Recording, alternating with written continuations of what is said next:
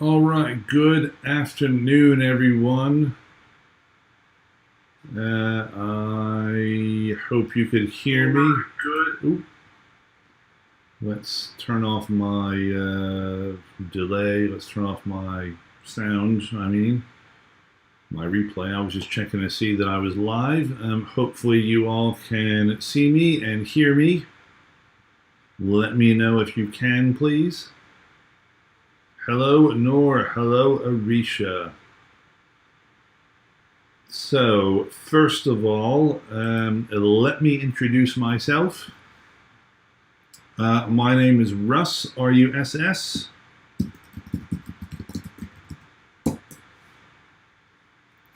I'm joining you from Maryland, the great state of Maryland in the U.S.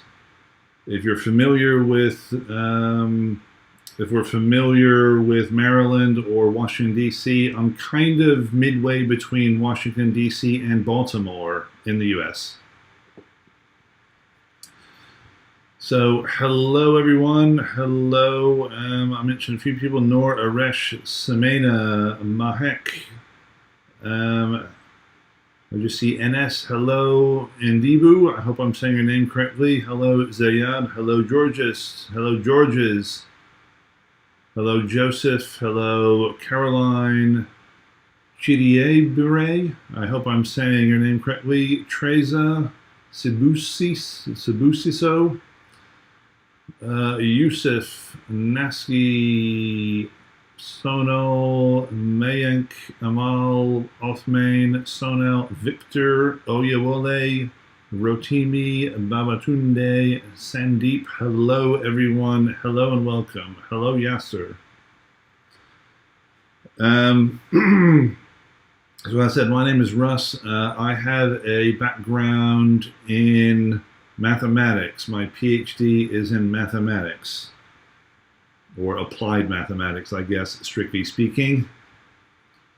I have taught World Quant Unit 1 before a couple of times now. Let me show you the front page here. Hello, Ariel. Hello, Amit. Hello, Irene. Evening in Nigeria. Yes, we've had many students from Nigeria. Hello, Mengut. Hello, Priscilla. Simwezi, hello from Uganda. Well, welcome. We've had lots of students from Uganda as well. You should have received login credentials.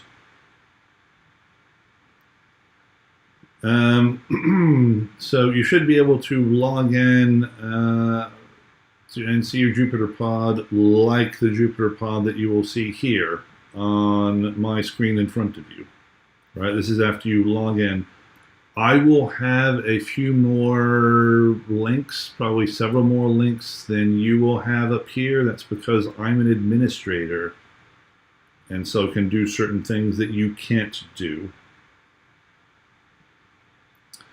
When you log in, you should first see a button here that says like start my server. I have started my server already.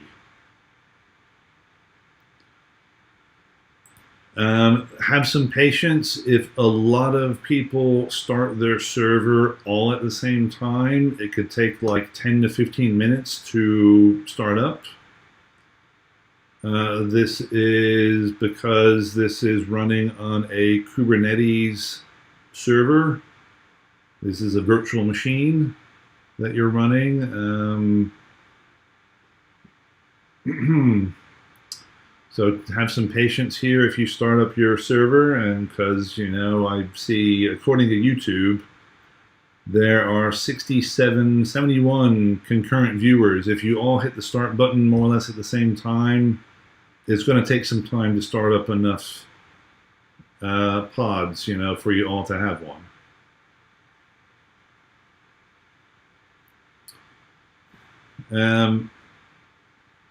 So various administrative things to mention here at the beginning. Right? the course starts today. This is why you're here. We have office hours 4 days a week.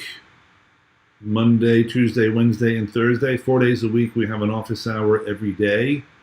Check under video links. If you scroll down to the bottom, if things are working correctly, you should see under the live streaming office hours, you should see times that will show up in your own local time. All right, this says Monday, 27 September, 4 p.m. That's 4 p.m. my time. This is showing me the time in my local time zone. This should be showing the times of the office hours in your local time zone.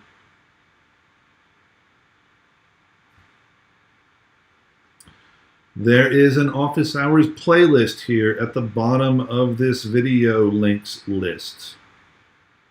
If I were to open this link here in a new tab, this will show me the playlist for all of the office hours whenever it finally loads up.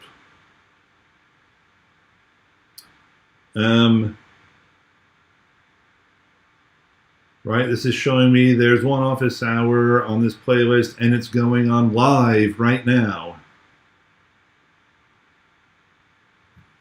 Right, but this is your playlist where all these office hours will show up on YouTube.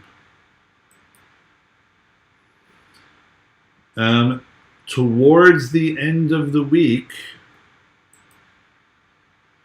I will add office hour videos into this folder here. But as I said, this will typically happen like about once a week.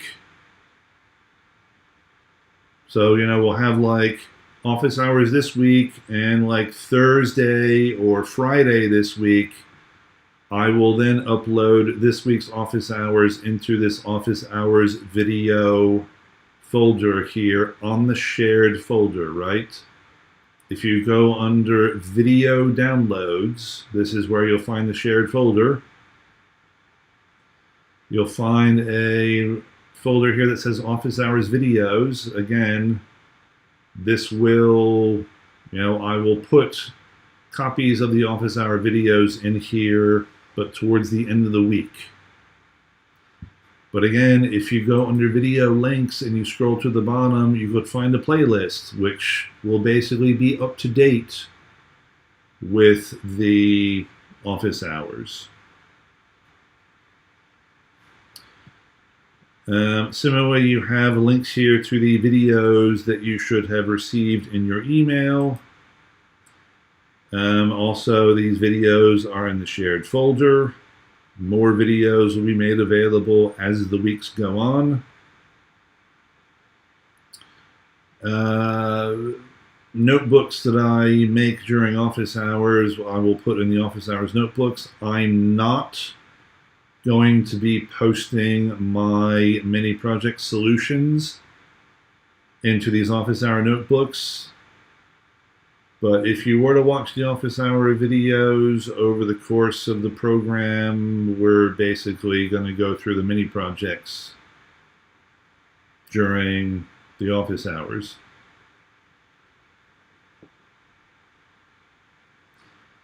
If you look under the grades link, this is where you will find your grades on the mini project questions. We'll say more about the grader soon.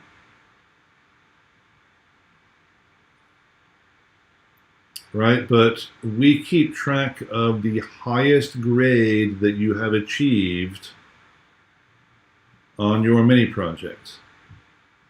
Right, so if you get a problem correct, i.e. you get a grade of 1 and you say, oh, I want to go back and I want to try a different solution to this problem, you can do so.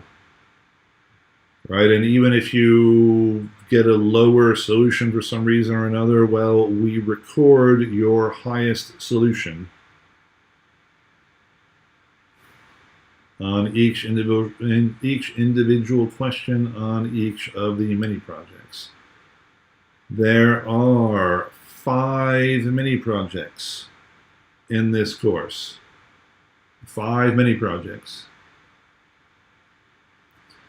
Where can you find these mini projects? If you go under your server and you go in data course, right, you'll basically find 2 subfolders, one called Python and one called data wrangling. The first part of the course is about Python.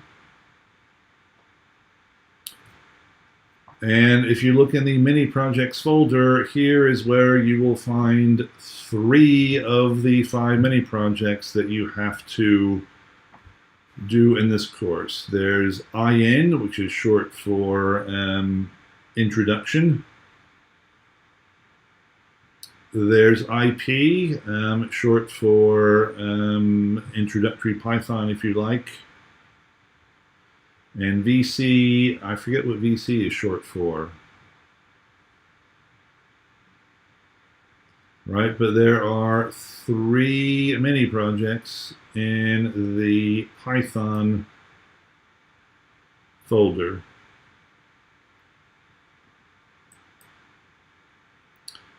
In the data wrangling folder, you will find a subfolder also called mini projects.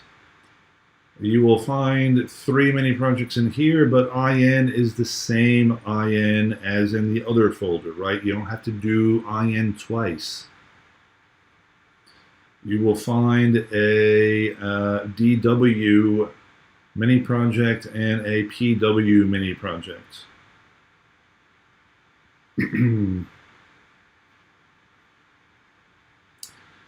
Basically, the suggested order is you do IN first, then you do IP, then you do VC, then you do DW, and then you do PW.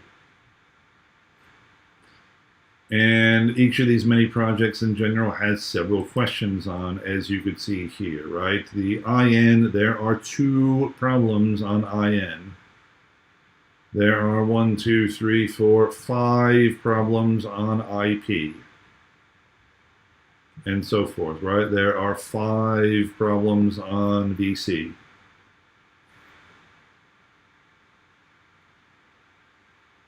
There's what, 1, 2, 3, 4, 5, 6 on DW and 4 on PW. If we go back to info, you'll see right here, there's no deadline for individual mini projects. There is one deadline by which you have to complete all 5 mini projects, and that is highlighted on your screen. That is the 3rd of December. So Friday, December 3rd of this year, that is your deadline for completing all of the mini projects. I would suggest not waiting until November the 30th to begin working on the mini projects. Right? It's better if you keep up during the course.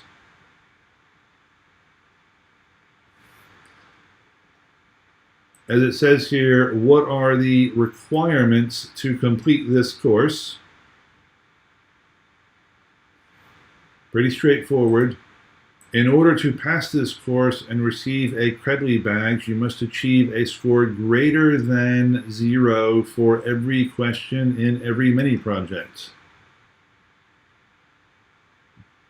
All right, just a positive score for every question in every mini project.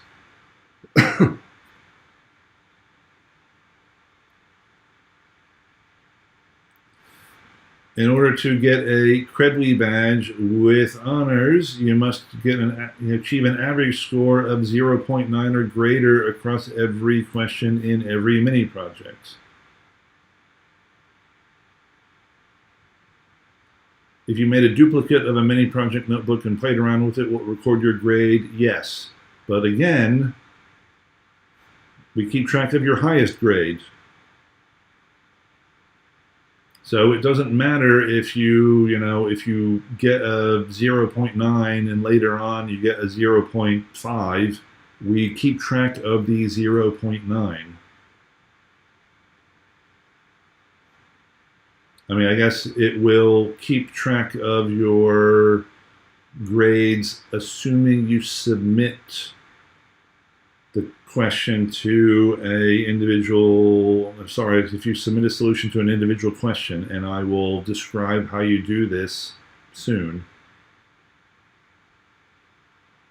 Right? You're not submitting to me, you're submitting to our Python grader module.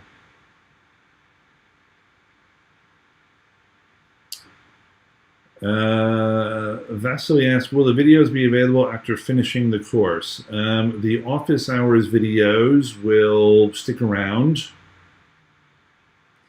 The video links on YouTube to the individual course links will stick around.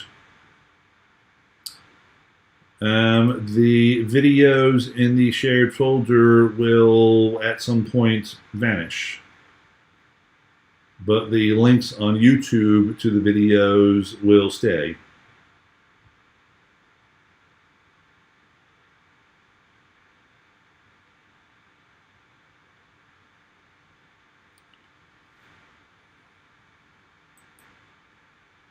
As I said, these links right here will stay. You cannot submit to the grader using your own computer.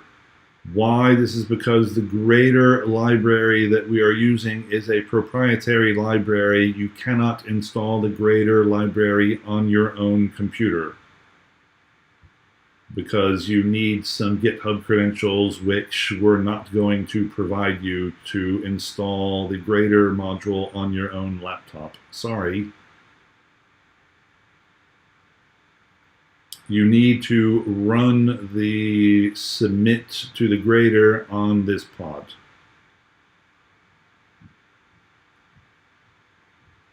Which again, I will show you how you do this soon. So you'll be able to, download the notebooks.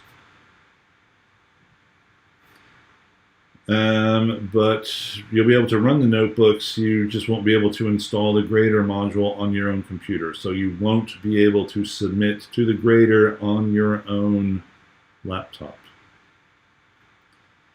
What is the next stage after this introductory module? There is a Unit 2, which I think the application for Unit 2 will be opened soon. Will this be the same session as the live later at 8:30 p.m.? Well, no. My colleague and I are using this same link for 2 courses. This is Unit 1. My colleague is teaching Unit 2.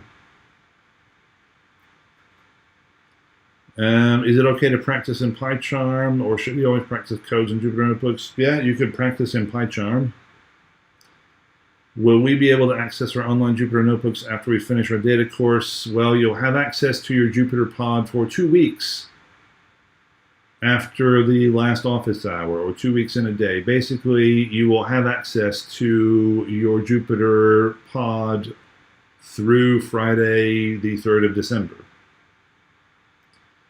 After Friday, the 3rd of December, at some point, your access to your Jupyter pod will go away. So you want to download these notebooks basically by the end of the day on the Friday of the 3rd of December.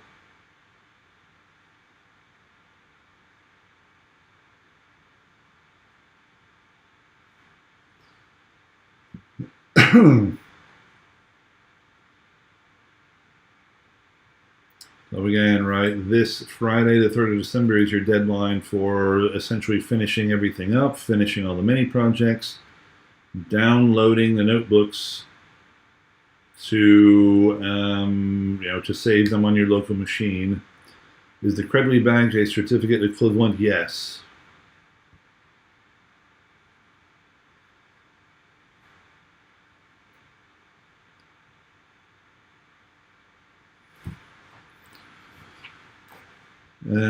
So once again,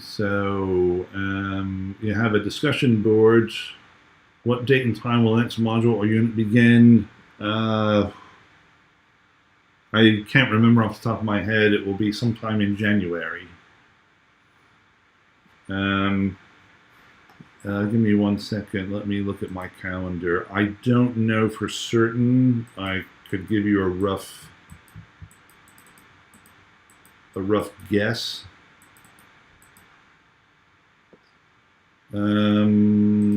I think, I don't know for certain, but I think Unit 2 would start in about the 17th of January, give or take a week. Can you sync notebooks with Git? Well, we ask that you don't put your notebooks on a public Git repo. Do we provide Java assistance? No, sorry, we do not. What kind of credit badge help you in employment for data science? Well, it's a kind of, certification that you know how to do certain things. Maybe not data science, but, because we're not, well, it depends on what you mean by data science. You mean data preparation, data visualization, data cleaning? Well, we're giving you some practice in that course. Data science, if you mean machine learning, well, that's Unit 2. Unit 2 is machine learning.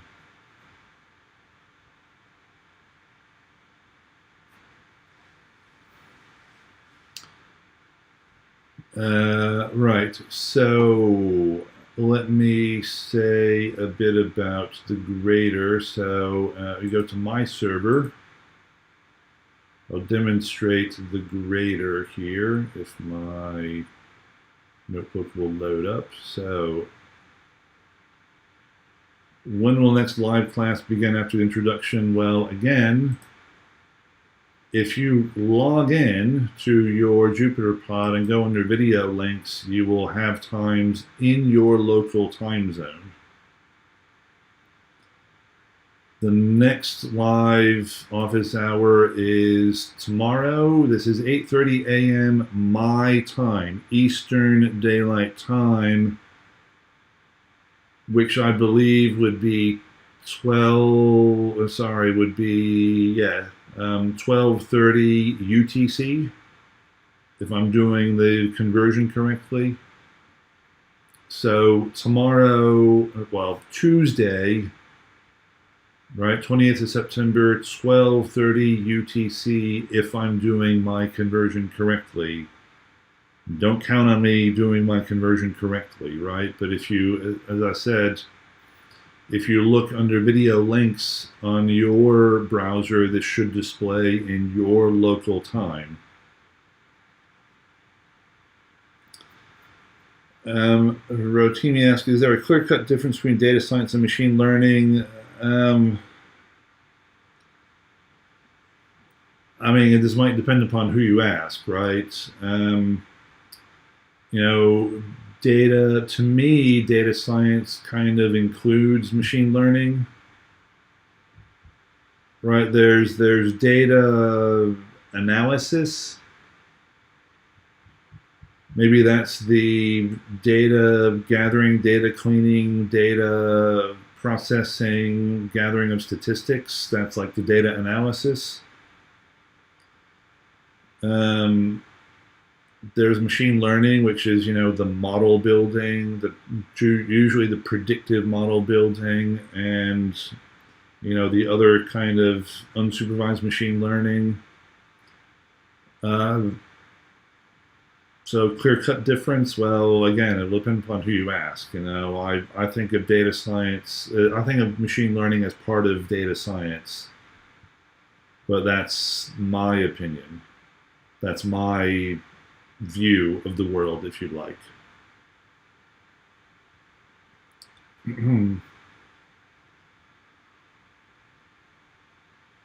What is the difference between data science and data engineering? Data engineering is more along the gathering, the efficient gathering and storage and processing of data.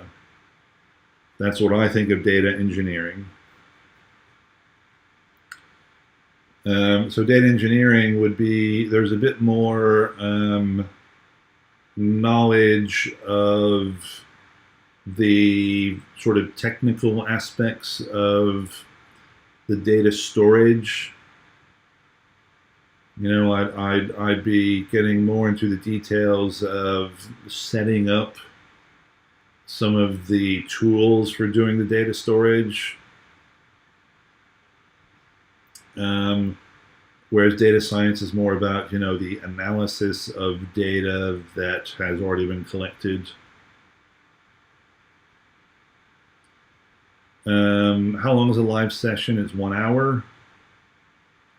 Is deep learning covered in Unit 2? No.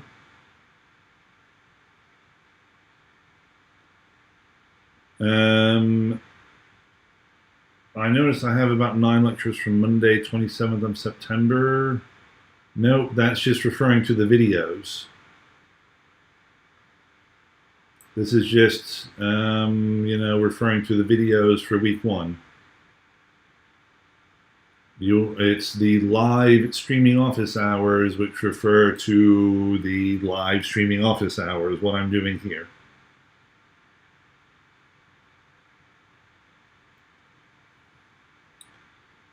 Can you run us through what we should expect from this course? Well, it's your introduction to Python and your introduction to data analysis.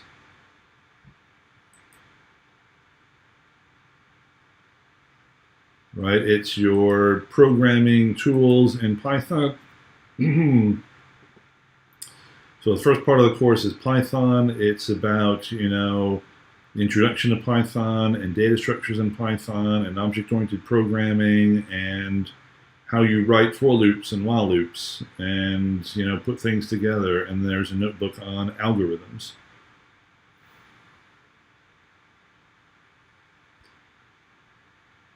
Are you going to learn Power BI or Tableau in this course? No, this is all Python.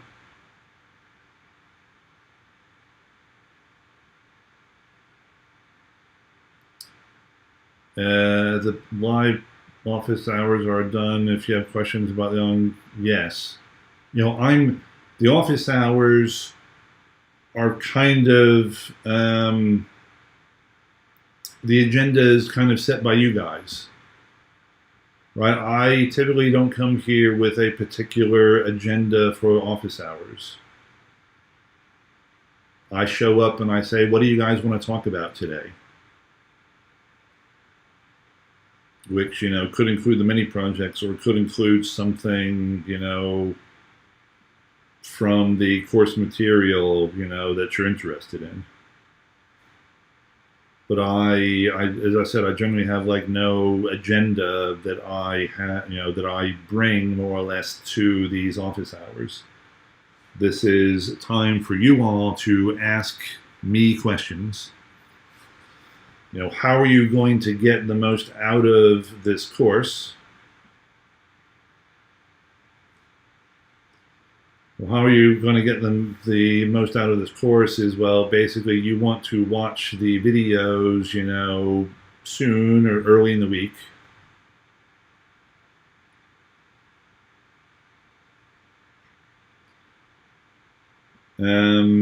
So yeah, I'm not going to lead you through those videos.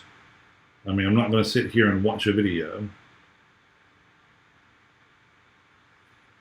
Or lead you through a video or what have you, right? You guys need to watch those videos on your own. And then bring your questions to the office hours.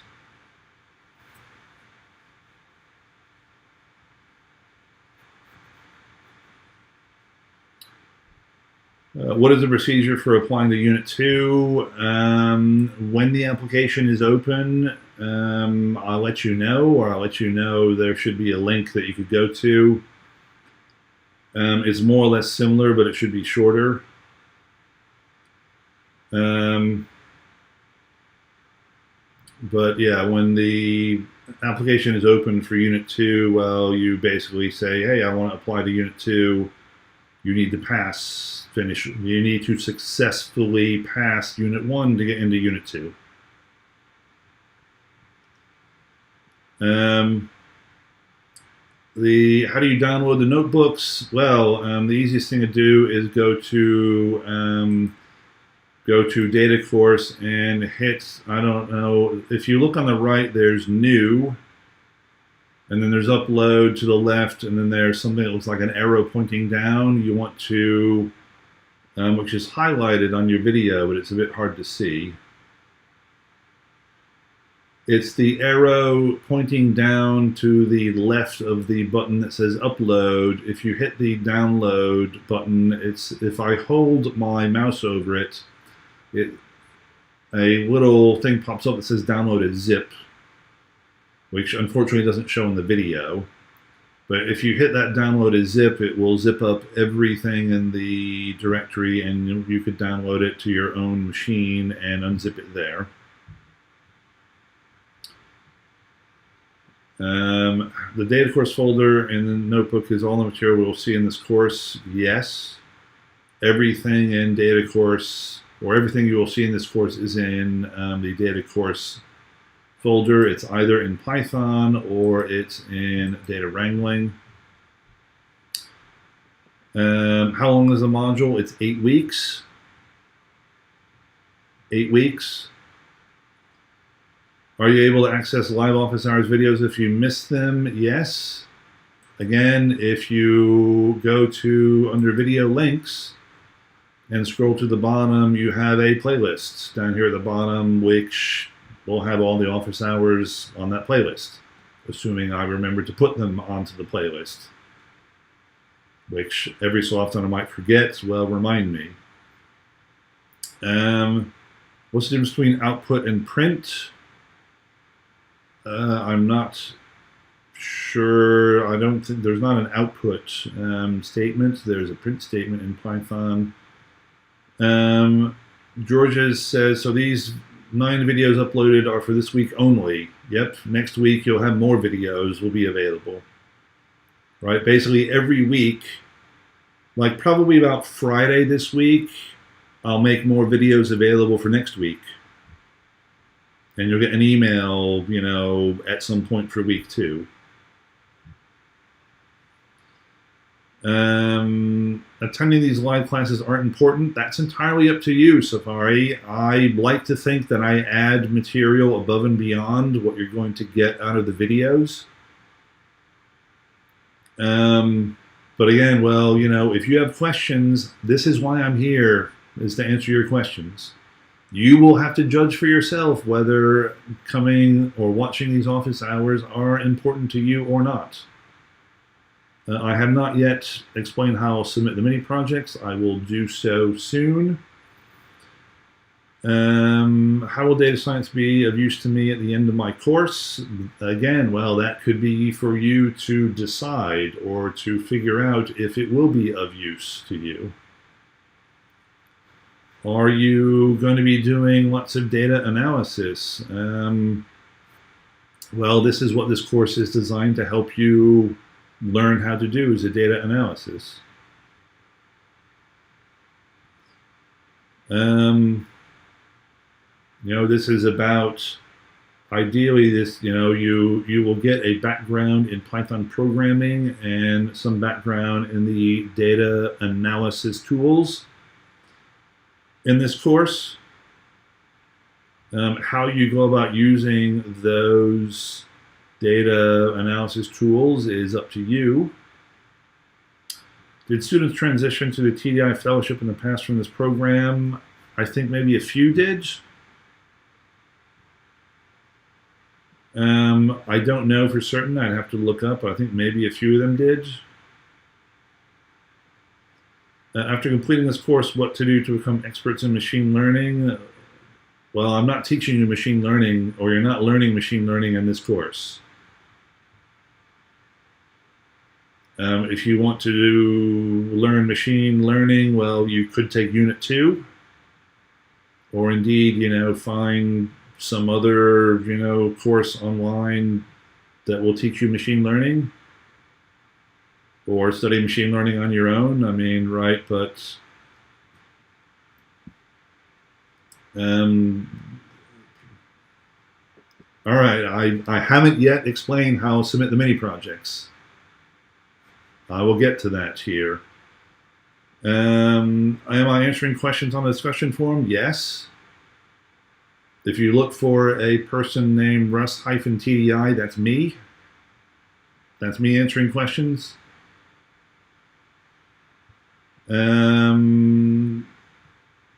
Downloading the notebooks. So once again, start up your server, go to my server. On this window here, look over to the right-hand side of the screen. Let me make this a bit larger.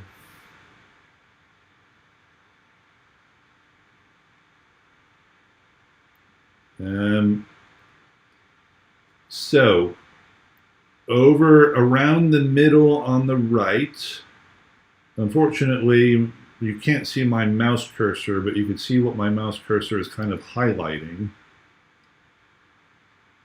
Over on the middle of the screen on the right, you'll see the word new. To the left of the word new, you see the word upload.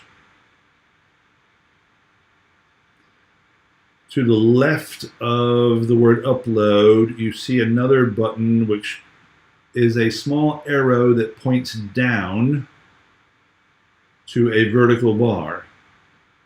That's the button you want. If you press that button, the button left of the upload button,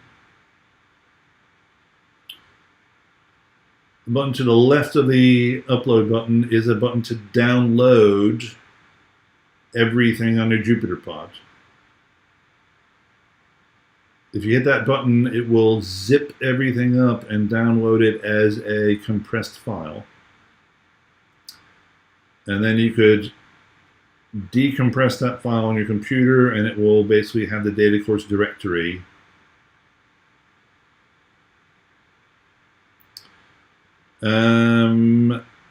Is Unit 2 automatic? You have to apply for Unit 2.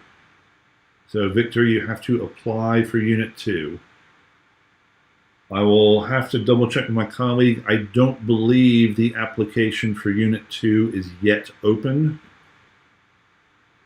When the application for Unit 2 is open, I will let you know. I'm getting to the part how we submit the assignments. So bear with me. How elaborate is the SQL bit? I'd have to remind myself here. I mean, it's probably not, too elaborate. I mean, right, the idea is it's a introduction to SQL.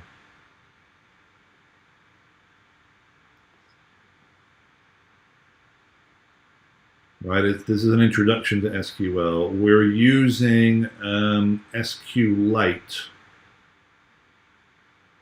which is an extension to, well, it's an extension that allows us to, run SQL commands in a Jupyter notebook. Right, it gives you, it's SQL commands. We're not using a separate standalone database system. But, the idea is designed to give you an introduction to SQL.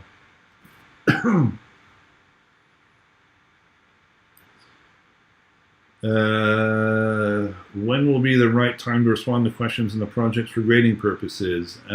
Well, when you think you are ready to respond. We should mention in the emails, like, oh, hey, this is the mini project. You should be able to work on this mini project like after this week's videos, for example, right? Is the course enough to make someone a professional data scientist? Well, again, may depend upon your definition of data scientist. Data analyst, probably, but you'll probably want some more experience.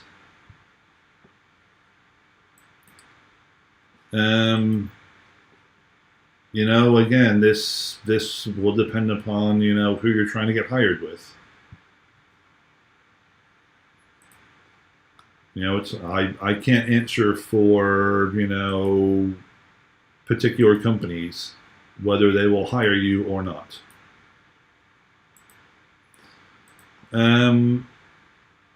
Somebody asked about my background, my qualifications. I'll give you a brief rundown, and then we will actually, I'll show you the grader and how we submit to something to the grader. My degrees are in mathematics or applied mathematics.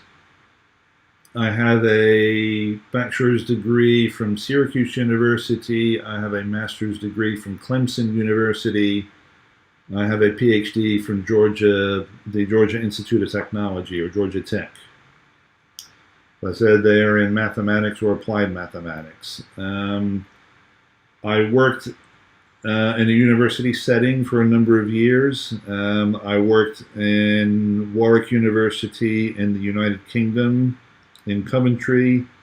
I worked at Liverpool University in Liverpool in the United Kingdom for a number of years. I worked in a computer science department in both of those locations. I taught students how to program in Java and how to algorithms course. And I taught some other students how to do some web programming. I did research mostly in combinatorics and probabilistic methods, randomized algorithms, Monte Carlo Markov chains, distributed algorithms, these sorts of things. I did some work in some data science. At the university, I got more interested in data science. I took a fellowship, learned how to do machine learning and use Spark and so on, and got a job teaching other people how to do data science.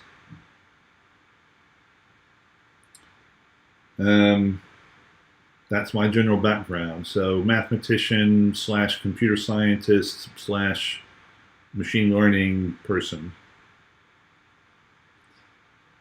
Do work on helping getting internships or job assistance? We don't. Maybe WorldQuant does, but I'm actually, strictly speaking, not WorldQuant. I'm hired by WorldQuant to teach this course.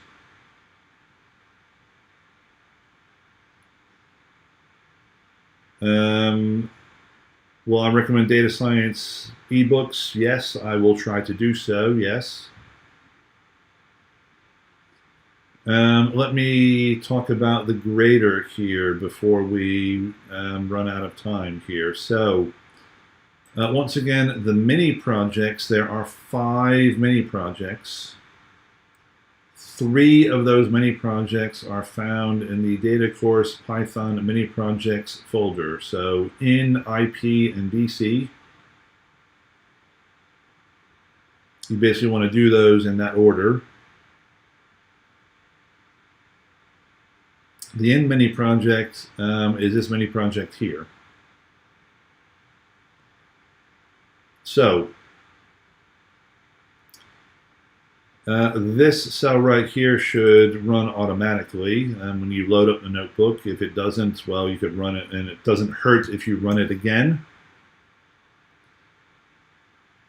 This cell right here, you want to make sure that you run this cell because this will import the grader, our proprietary Python library, which you could submit to.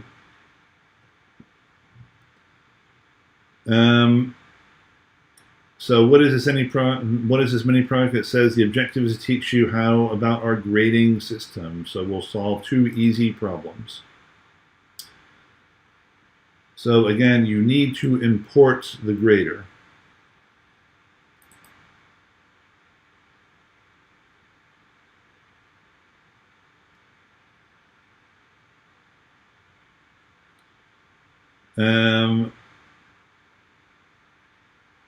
So you submit something by running the cells below,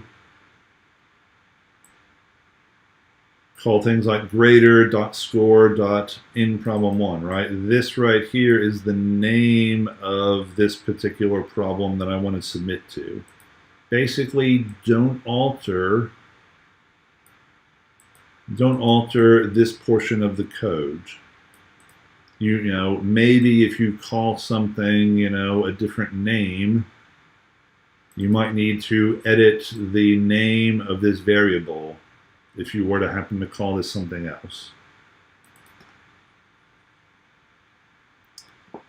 So this, as I said, the question name will be different for each question and will be provided for you. The form of the answer will vary from question to question. So sometimes you submit a fixed value or a list. Other times you will be asked to submit a function which will compute something based on some hidden input. Right? You write a function definition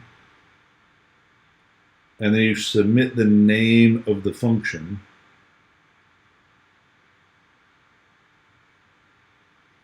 And then the grader will run your function on some input and give you some feedback. So it says here, your answer will be graded and the score will be a number on a scale from 0 to 1.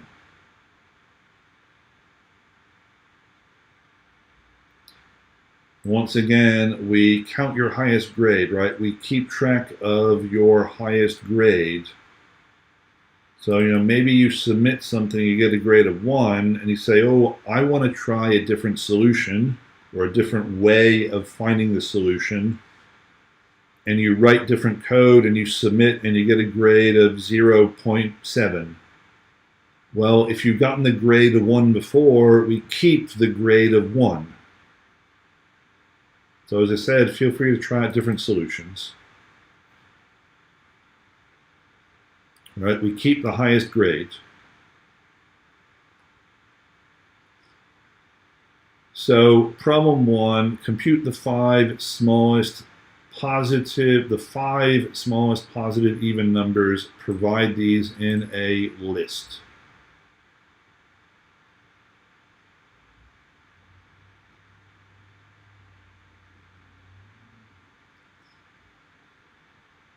So here, as I said, the answer is a fixed value. You may compute or hard code the answer and submit it. This right here will give you the format of the solution. I'll get to some of your questions here in a minute, yeah. So we provide a dummy solution, as it said, that illustrates the correct format of the solution, i.e. a list of 5 numbers.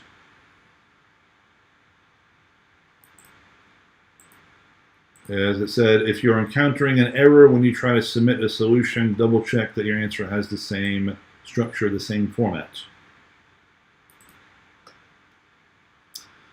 So I could, for example, oh, here is a list of numbers, even numbers. 0 is an even number, yes. To answer someone's question on the question board, yes, 0 is an even number. 0, however, is not a positive number. However, I could submit this to the grader, and I get a score. My score is 0. Well, my score is bad. I get a score, but my score is 0. Well, I have to go back and reread the question. Compute the 5 smallest even positive 5 smallest positive even numbers.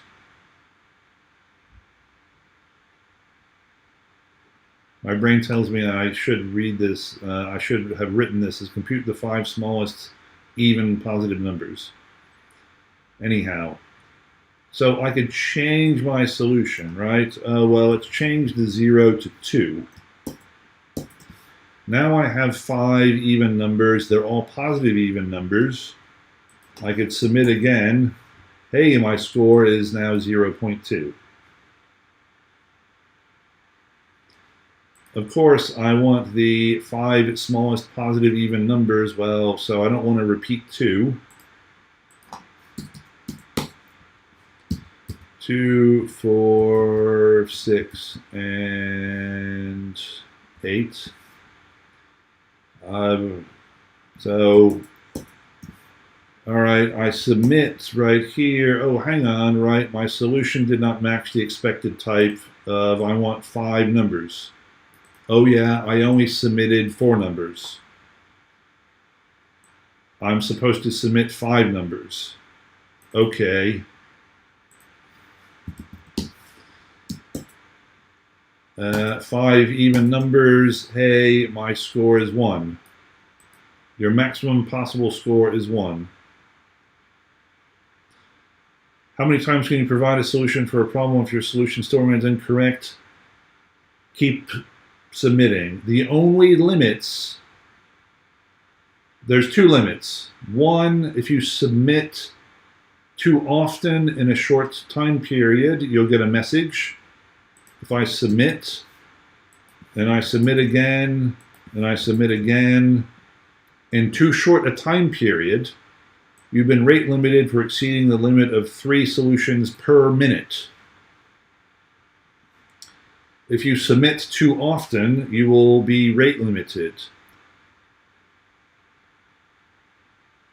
If you're rate limited for submitting too often, too quickly, go have a coffee or take a walk or whatever, and come back, wait. There is a second limitation. I think in a 24-hour rolling period, there's a rate limitation. I think it's 50 submissions, 50.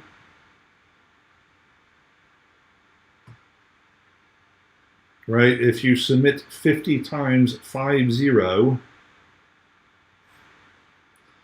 you in a rolling 24-hour period, well, you might see this similar kind of message. I can't reset your rate limit. We deliberately made it difficult for ourselves to reset these things. So if you submit a lot in a 24-hour period, well, again, sorry, take a break. If you're submitting that often, you're doing something wrong and need to slow down.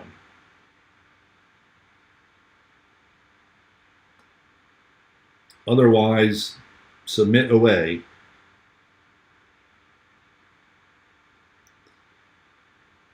Can a range function be applied in solving this kind of question? Well, we can give it a try. Range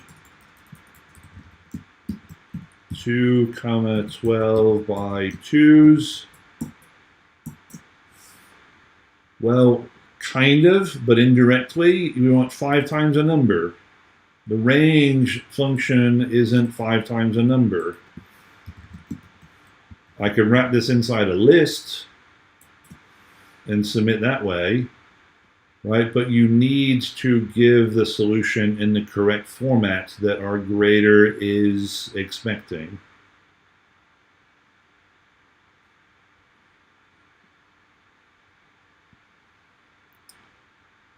Do you get to discuss the solution after submissions?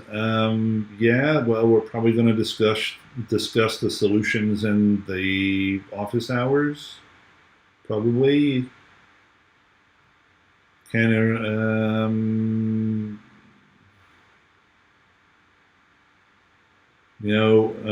so let me say a bit more about problem 2, right? Here, problem 2, you want to define a function. Right? You need to define a function. Define a function that accepts a list as input and returns a list where each element is multiplied by 10. The grader will supply the argument numbers to the function when you run it, right? So this is you have to define the function. You cannot assume that your input is going to be this list of 1, 2, and 3, right? Our grader is going to run your function on inputs, secret hidden inputs. So your function needs to be able to handle any list that you give to it. Right? Don't assume that you're going to be getting the list 1, 2, 3. This is going to give your function a list, but it'll be a list of different numbers. So your function needs to be able to handle, an arbitrary Python list of numbers.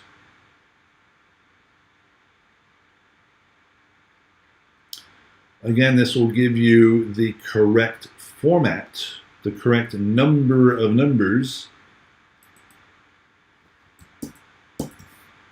but your score right here is 0.01. So you need to write a function which, as it says here, takes a list as input, returns a list where each element is multiplied by 10.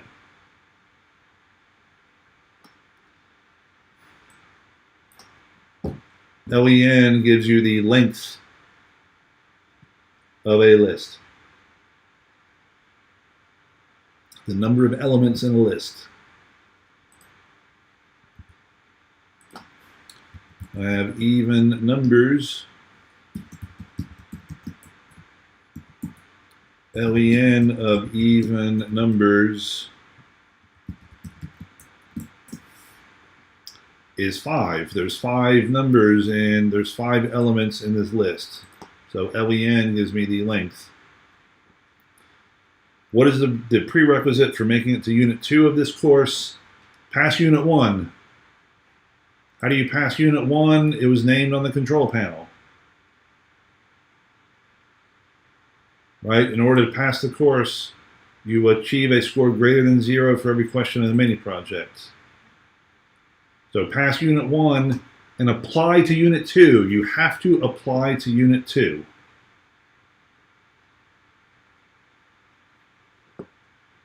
You must apply to Unit 2 and you must pass Unit 1. When the application for Unit 2 is open, I will let you know. Because I don't believe the application for Unit 2 is open at the moment. I will double check with my colleague. But you have to pass Unit 1. And passing Unit 1 is mentioned here.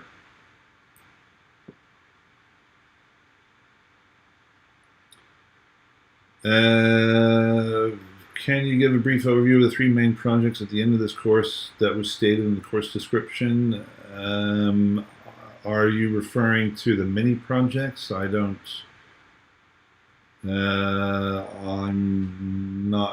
Perhaps I'm not entirely certain what you mean by the 3 main projects. We're doing mini projects throughout the course. Don't wait till the end to do them.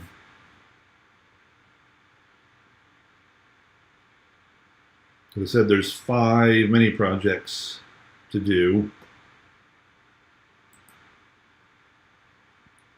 3 of them are in data course Python mini projects. These 3, the other 2 are in data wrangling mini projects. That is DW and PW.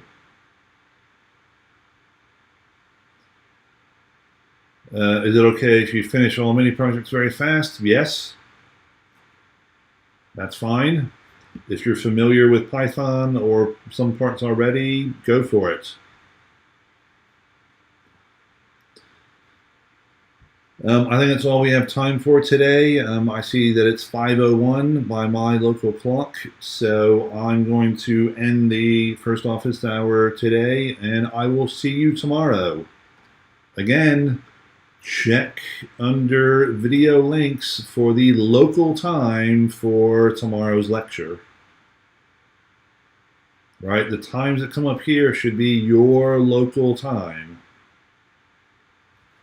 So I will see you all tomorrow. Start to bring your Python questions, and we can talk about your questions tomorrow.